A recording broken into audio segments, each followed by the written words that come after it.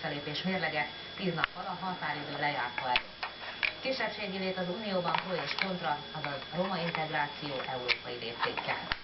Önkéntesekkel találkoztunk az önkéntesség európai évének kapcsán.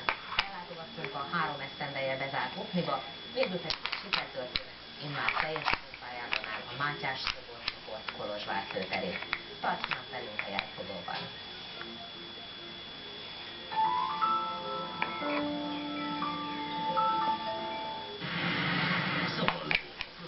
Nem jó volt. A kockázatokról és a mellékhatásokról olvassa el a Kolor. betegszabadult, vagy kérdezze meg a gyógyszerészét.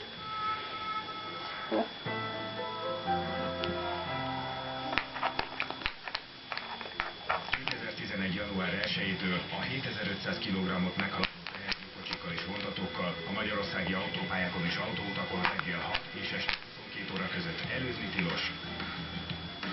A tehergépkocsiknak olyan követési távolságot kell tartaniuk, hogy jó van, kész van. szintén a tilalom hatája Utasd csak ide, úgy. a kocsi biztonságosan besorolhasson. A jogszabályi tilalom Kijött.